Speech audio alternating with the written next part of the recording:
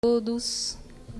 Então, é com alegria que a nossa Casa do Caminho nos acolhe e recebe a todos, né?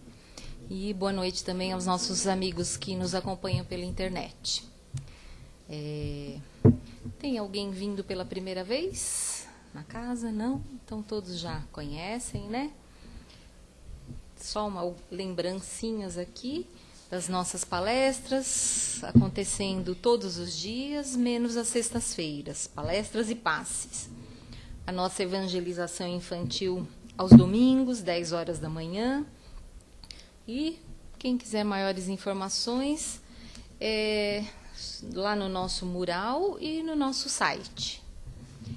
E quem quiser passar pelo atendimento fraterno ou plantão, é só chegar 20 minutos antes do início das palestras.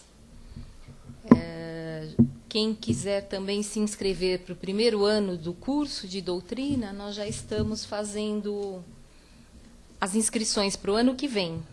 Então, é só passar no plantão para se inscrever. Continuamos, né, no nosso atendimento às famílias carentes. Todo segundo sábado do mês é o dia da entrega. E só lembrando, né, que a gente, nessa entrega, são mais ou menos 750 quilos de alimentos. Então, a gente precisa da ajuda aí de vocês. Estamos precisando, este mês, todos. Não tem preferências aqui, tá? Então, se vocês puderem colaborar, tudo vai ser bem-vindo.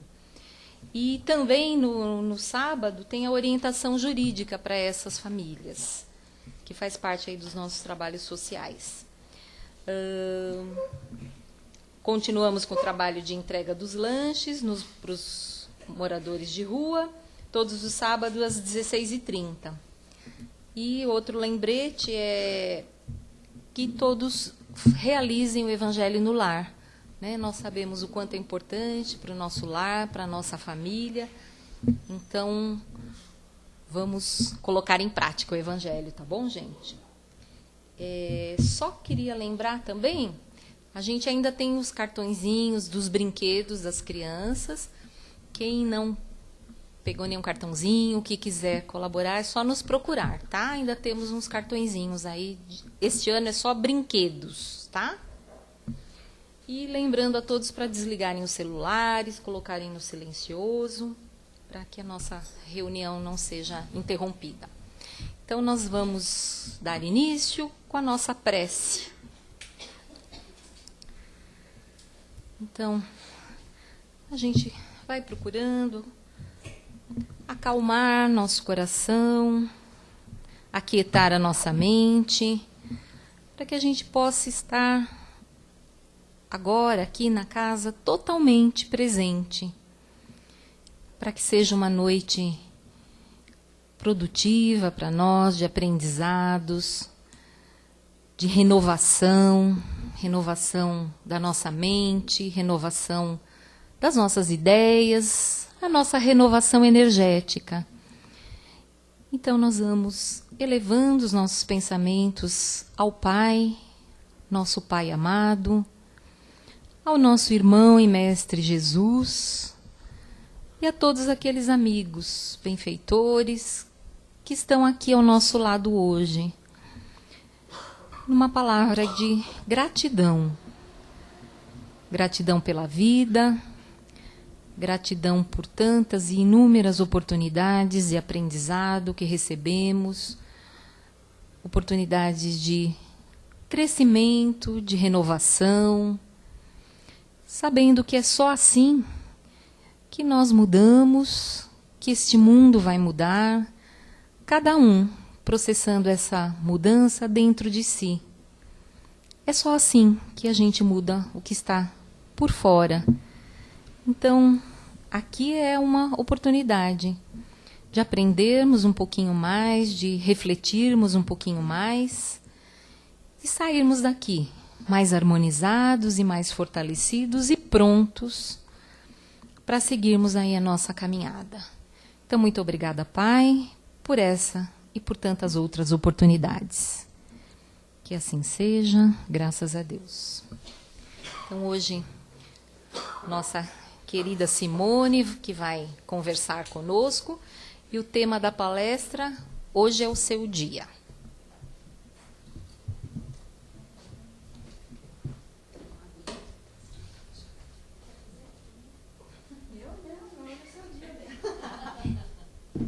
Eu vim no carro ouvindo isso o tempo inteiro. Hoje é seu dia. Então, boa noite a todos. Mais uma vez, bem-vindos à casa. O nosso tema de conversa para essa noite tem esse título tão singelo, né? Hoje é seu dia. É uma redação do Movimento Espírita.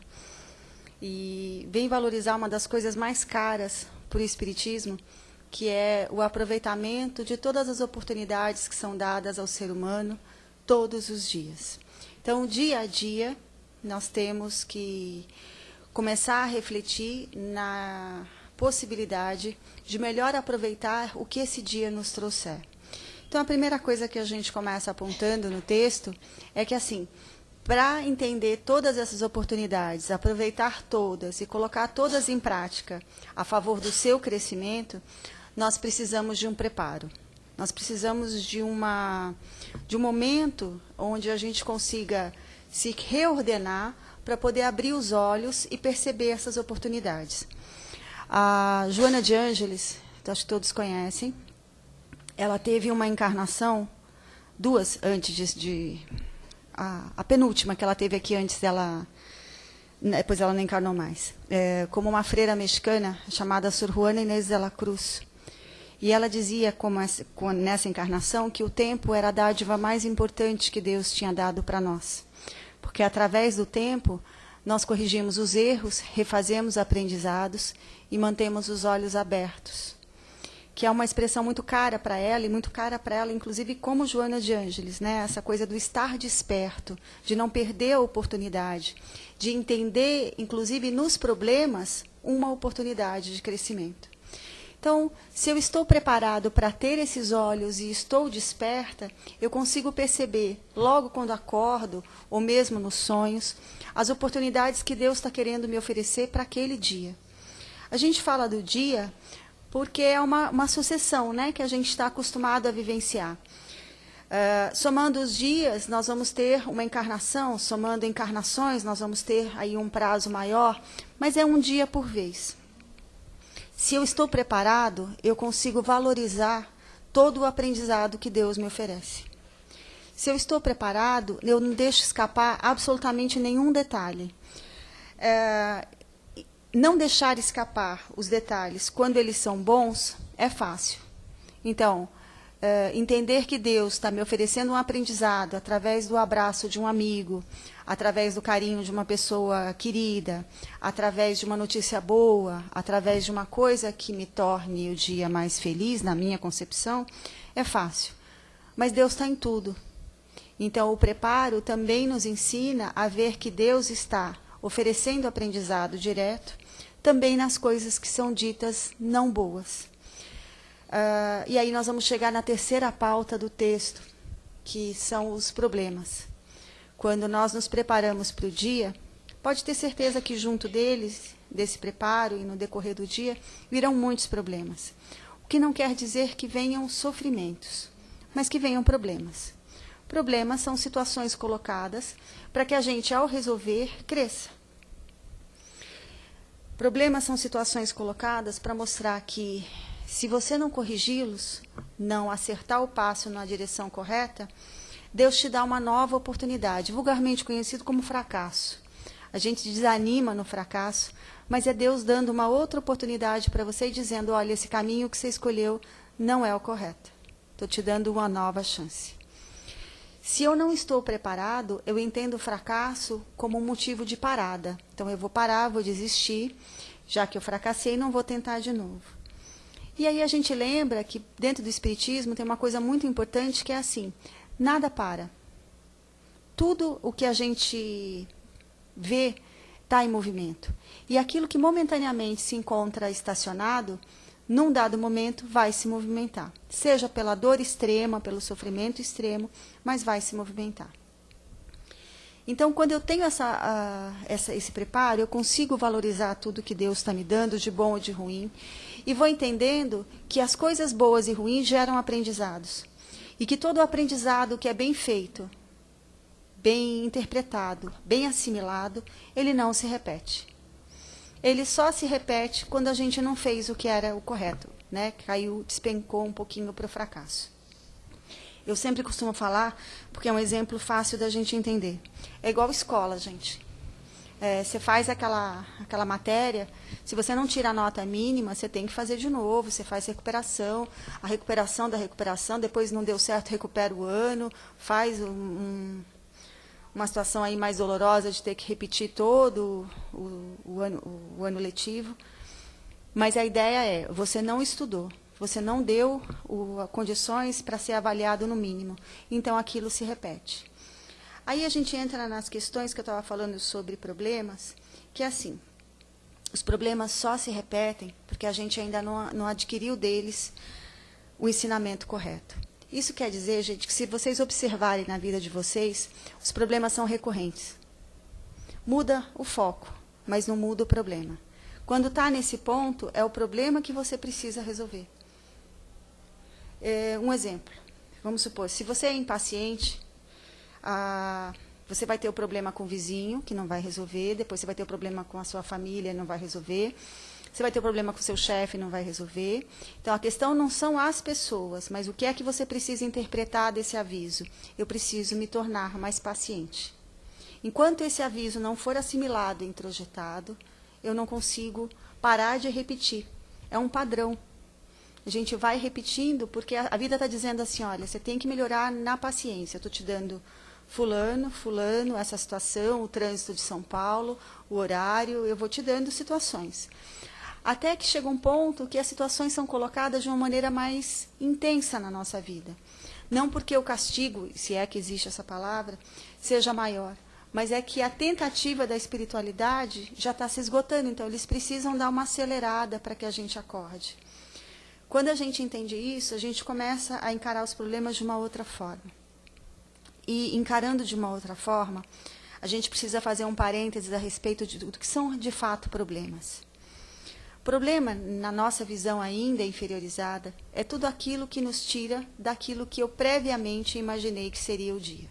Eu faço uma previsão e tudo que me desfoca daquilo, eu encaro como um problema. Não tem problema maior ou menor, tem problema. Eu sempre falo que no nosso atual estado de egoísmo, problema é assim, o meu é enorme, o do vizinho é pequenininho.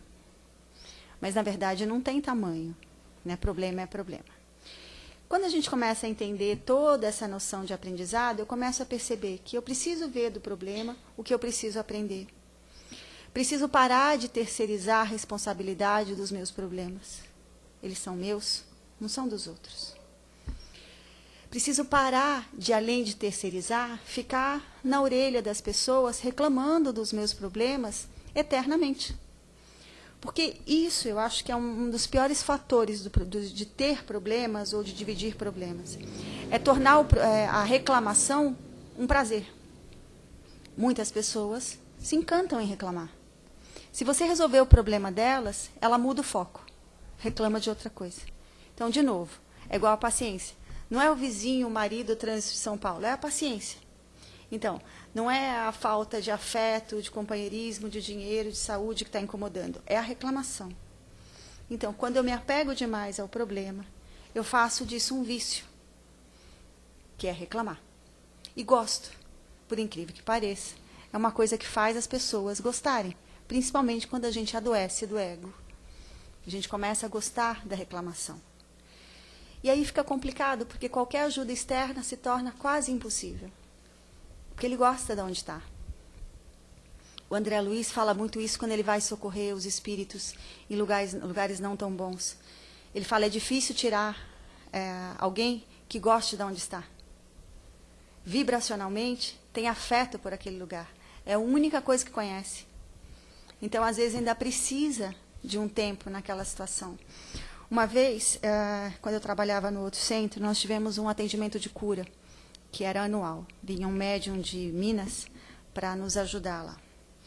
E tinha coisas incríveis que aconteciam ali. No segundo ano, a gente recebeu uma moça que já tinha passado num tratamento no primeiro ano e com um problema de estômago. E ele deu uma série de prescrições para ela, o que ela poderia e não poderia fazer, além da cirurgia espiritual que tinha sido feita. Pois bem, ela chegou no segundo ano, voltou, e a gente ficava numa salinha, e ela foi reclamar com o médium, e para variar eu estava junto. Queria sumir, gente, queria sumir. Não queria ouvir o que ele ia falar, porque eu sabia que ia ter bronca, mas não deu. E aí ela foi reclamar, olha, a cirurgia que você fez não funcionou nada, continuo com o mesmo problema. E aí ele, assim, todo bom mineiro, né? Ele é mineirão, sentado, olhou para ela e falou assim, os nossos irmãos estão me dizendo que tudo aquilo que foi pedido para a senhora fazer, isso, e enumerou tudo que tinha. A senhora não fez nada. Então os nossos irmãos estão dizendo que a senhora ainda precisa, ainda gosta do que tem. Então é necessário que a senhora permaneça ainda um tempo com isso, porque a senhora gosta.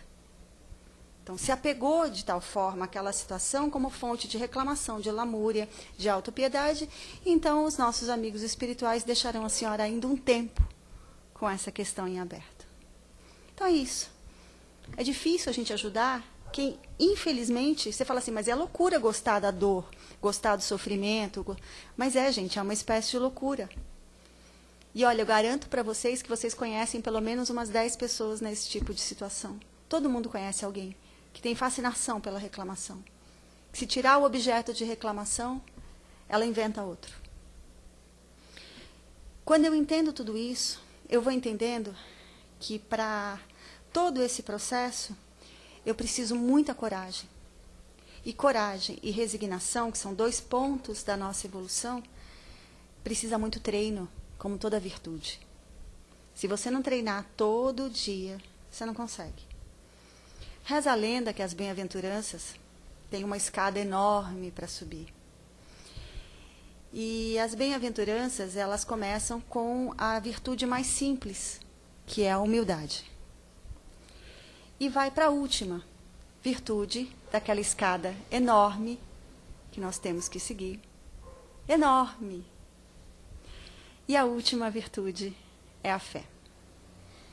Significa que se você não galgar todas elas, você não vai conseguir se livrar de tudo que impede você de ter coragem e de ter resignação.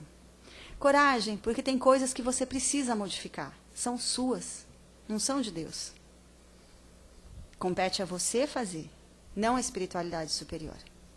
Resignação pelo processo contrário. Tem coisas que só compete a Deus.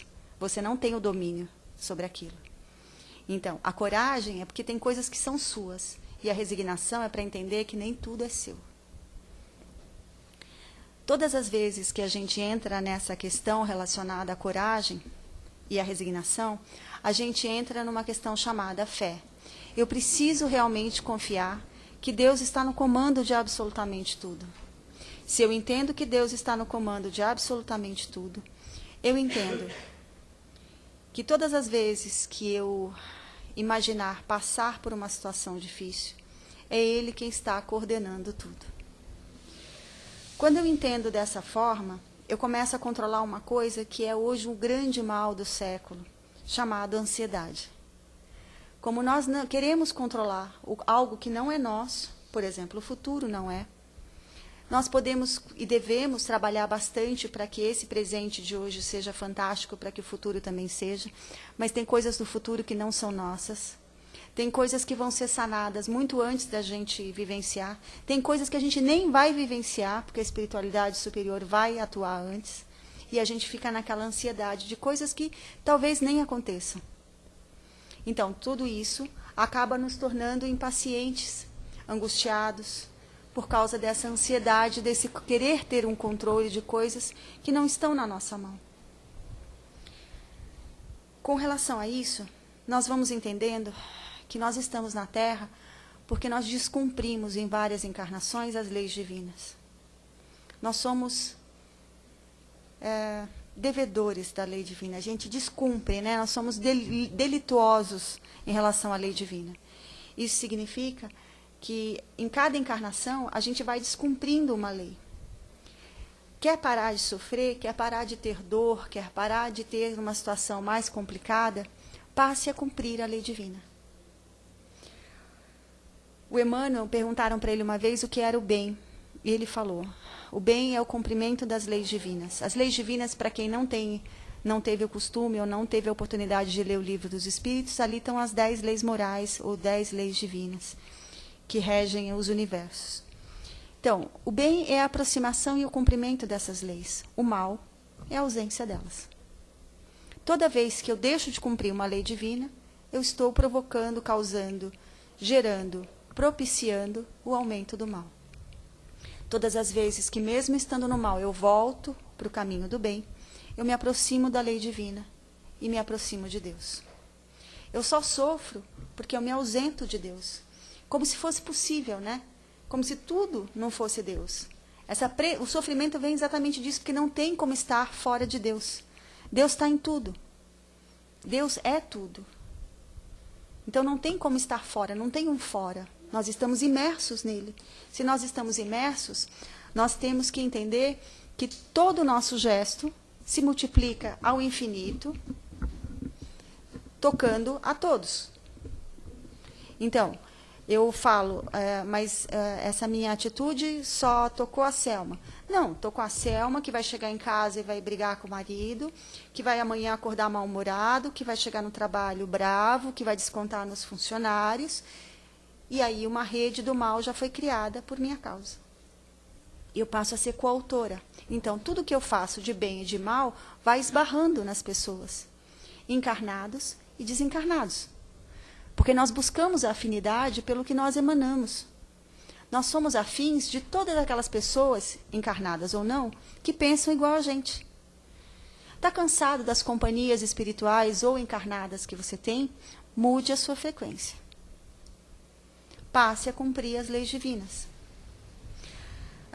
Se alguém não leu, deveria ler. Tem um livro excepcional, chamado Paulo Estevão.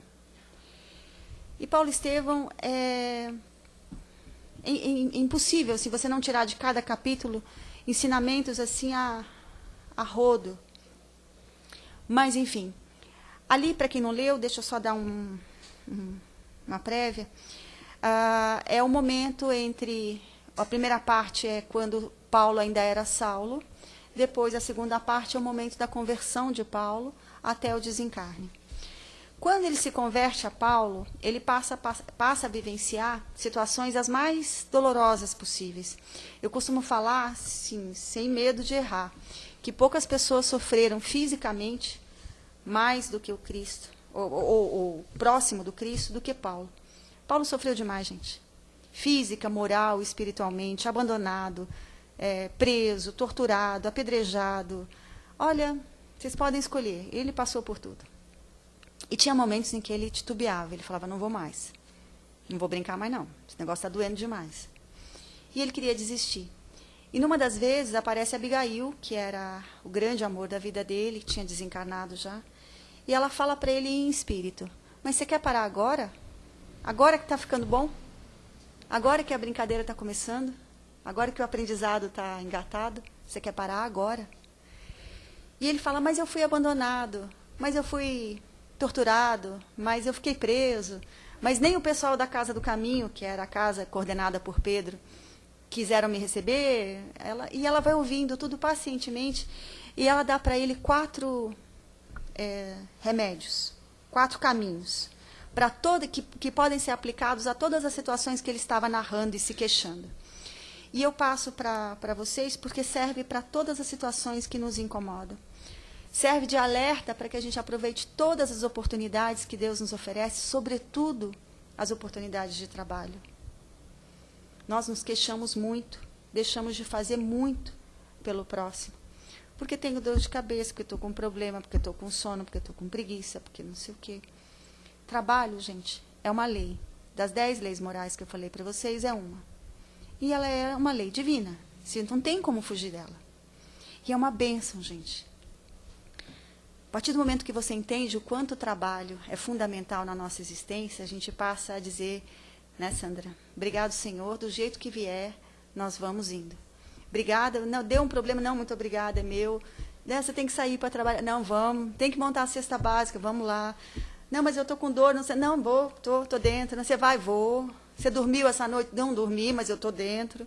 Você passa a entender que o trabalho vai desgastando de você todo aquele vício, sobretudo a preguiça, de fazer algo em relação ao próximo.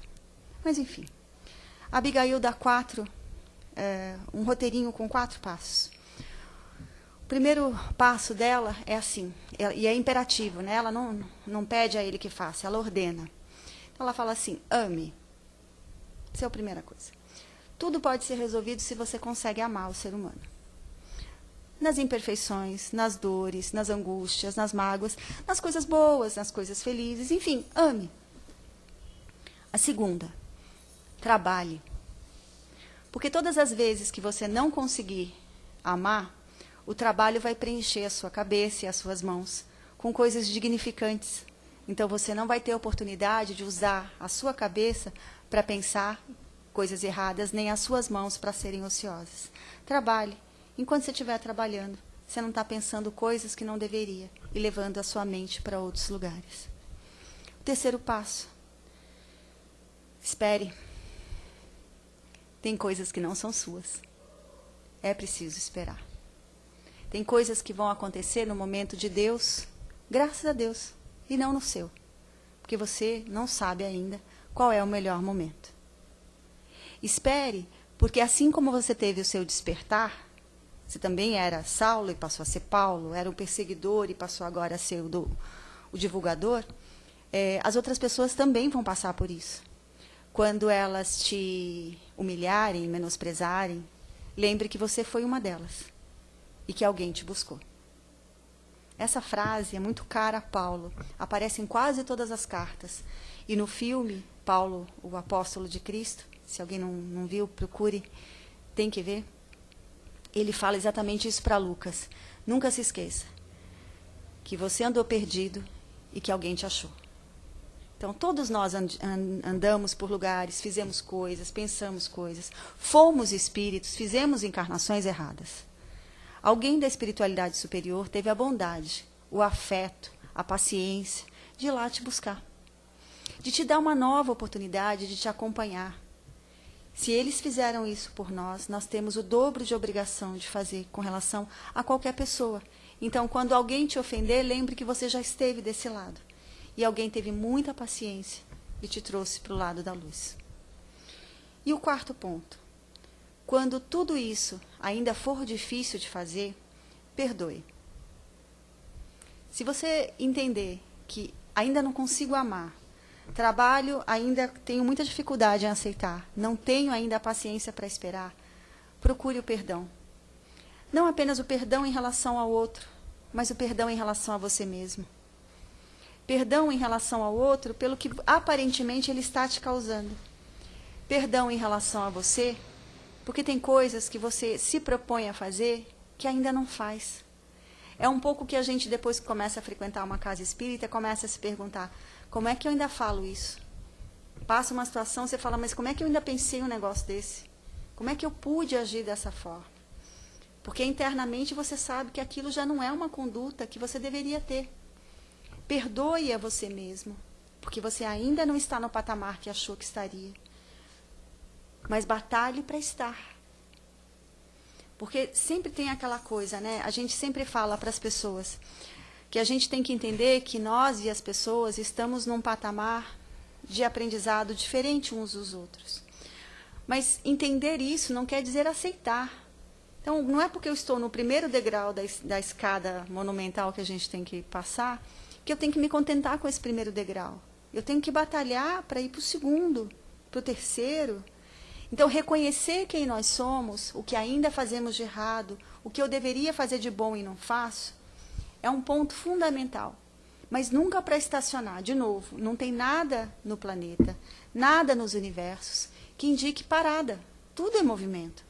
Então, se você para voluntariamente, você vai prestar contas disso. Porque voluntariamente você perdeu a oportunidade de crescimento.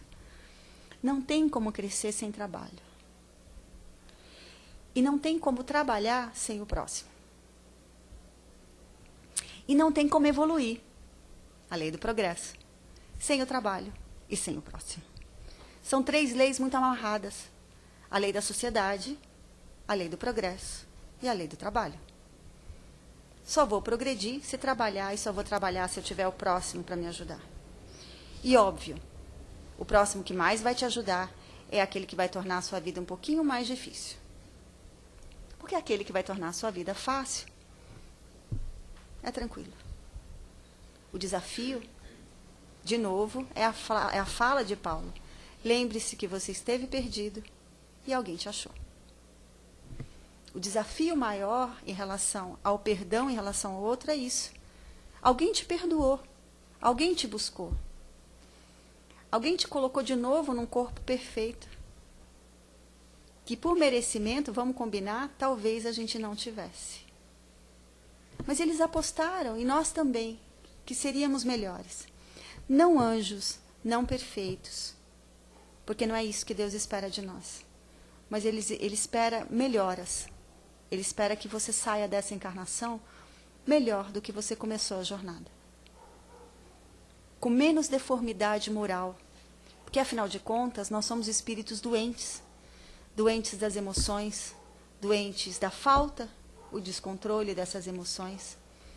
Ainda batalhamos muito para controlar os nossos instintos. Ainda não temos sentimentos na velocidade em que gostaríamos. Ainda somos muito instintivos. Mas Deus pede que, passo a passo, degrau a degrau da escada, a gente consiga, de alguma forma, sair de onde você está. Hoje eu recebi uma frase no Face, eu não sei se foi da Yasmin, mas, enfim, passo para vocês. Eu achei muito interessante. É uma frase que diz assim, o primeiro passo não leva você aonde você quer ir, mas seguramente ele te tira de onde você está. E é isso que a gente tem que procurar. Sair do local onde você se encontra. E esse primeiro passo é que vai proporcionar você a essa mudança. Todos nós temos muito a melhorar. E todos nós precisamos da misericórdia divina. Tem uma frase do Emmanuel, que eu já falei que vai para a minha...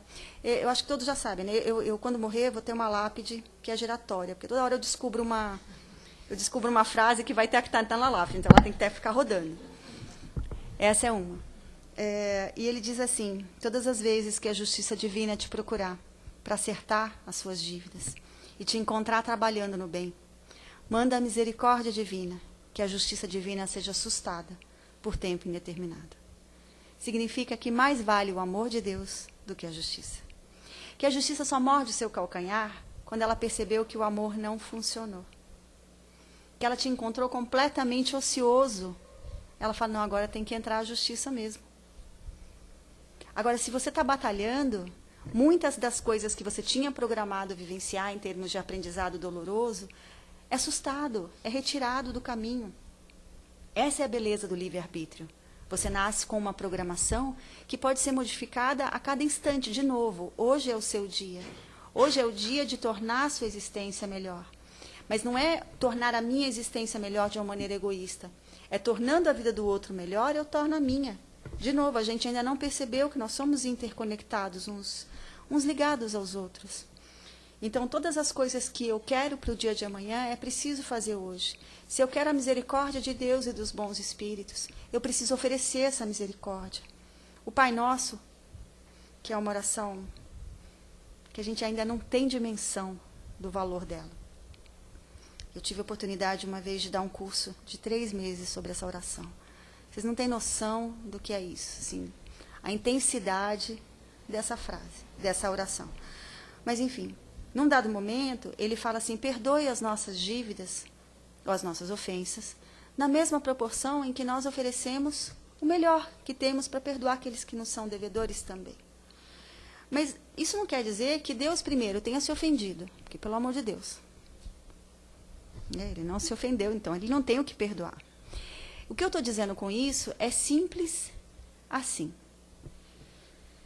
Se eu não perdoo o outro, eu não me torno digno do merecimento da consciência divina dentro de mim. Eu não me perdoo. Não é que Deus não me perdoe, eu passo a não me perdoar. Se eu não me torno digno de socorrer o outro, eu passo a internamente entender que eu não sou digno de socorro. E todos nós somos criaturas amadas do Pai. Amadas de um jeito que a gente ainda não tem noção. Eu falei para vocês que as bem-aventuranças são degraus, né? Aquisição de virtudes, e aquisição de virtude é treino, todo dia, um dia por vez. Falei que a primeira é a mais fácil, a humildade. Falei que a última é a mais difícil, a fé. A penúltima também não é bolinha, não é fácil. Ela se chama amor.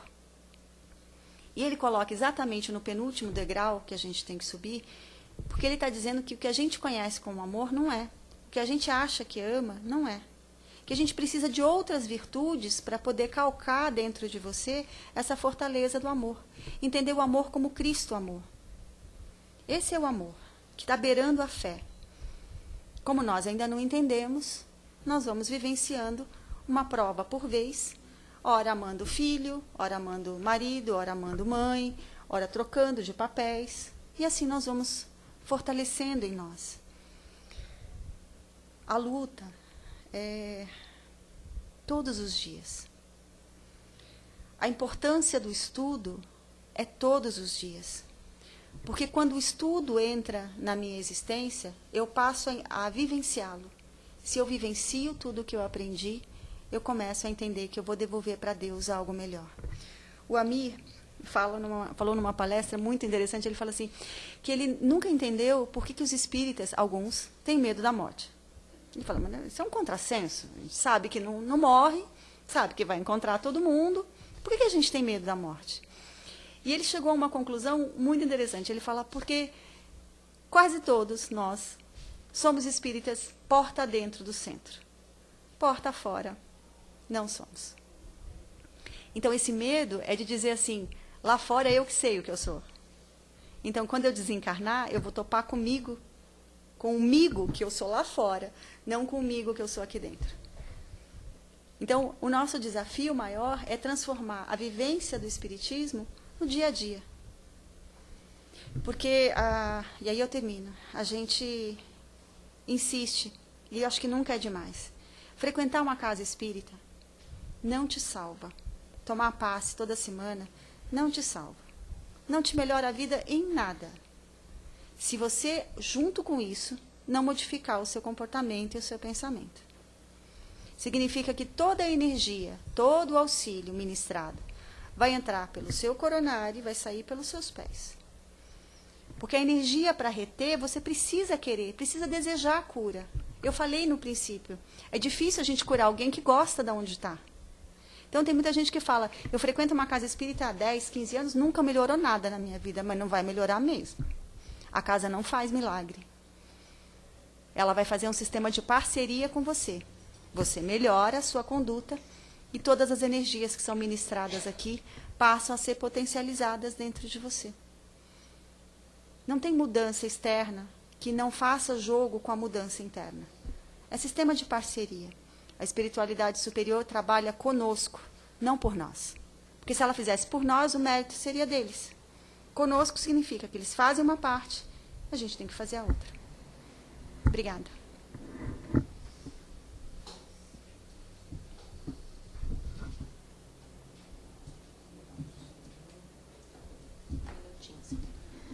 Alguém tem alguma dúvida referente ao tema?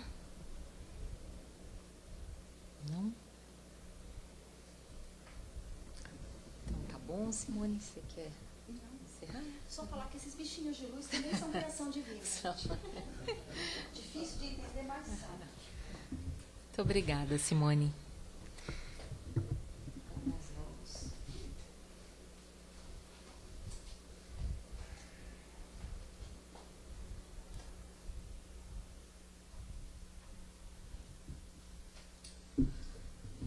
Então vamos agora para o momento das nossas vibrações.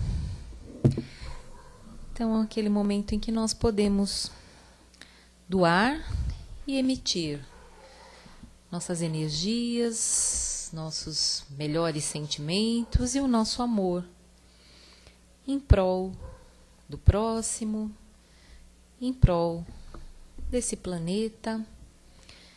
Então, buscando esse amor, essa semente divina que é plantada, que está dentro de todos nós, que foi plantada pelo Pai, a semente do amor, e nós vamos vibrando então, emitindo essas energias ao nosso planeta Terra,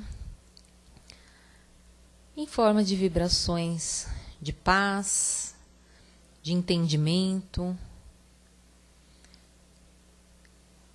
de fraternidade, que esse nosso planeta possa receber vibrações positivas partindo dos nossos corações. Vibremos também pelo nosso lar, por aqueles que convivem conosco, que possam receber também os frutos das nossas mudanças, das nossas reflexões, em forma de novas atitudes. Que a gente possa ter mais compreensão, mais entendimento com o próximo, que a gente possa ter mais bondade e que assim, dentro dos nossos lares, possa haver mais harmonia. Uns caminhando juntos com os outros, de mãos dadas, nessa estrada que é nossa, de crescimento, de evolução. Vibremos pelos companheiros que estão nas ruas, sem um lar, sem um teto, sem a sua família, sem o alimento, que eles também possam receber essas vibrações amorosas, para que se fortaleçam, que possam ter o aprendizado que necessitam, mas sempre recebendo o amor, a compreensão, o olhar carinhoso, ou mesmo a atenção de nós que convivemos, que estamos ao lado deles, muitas vezes sem enxergá-los. Vibremos pelos companheiros que passam por todos os tipos de dores, físicas, emocionais, pelas dificuldades materiais, a todos que estão necessitando nesse momento de novas forças, de novas energias, para aceitarem a sua problemática, aprenderem com ela e seguirem em frente. E vibremos de uma maneira especial aquele vizinho, aquele parente, aquele ente querido que está em seu coração, também necessitando do fortalecimento, do equilíbrio, que ele receba então todas essas vibrações de amor e possa assim se sentir mais equilibrado e mais fortalecido. Então assim nós vamos encerrando nossa noite, nosso encontro, sempre gratos pelo aprendizado e com forças, energias e esperanças de recomeçarmos sempre, de reconstruirmos sempre nossos caminhos, com fé, com coragem, acreditando acima de tudo nesse amor que o Pai sempre nos dá e nos transmite. Que assim seja, graças a Deus. Então, nós continuamos em silêncio e aguardando então o momento para receber o passe. Uma boa noite a todos e um bom retorno aos nossos lares.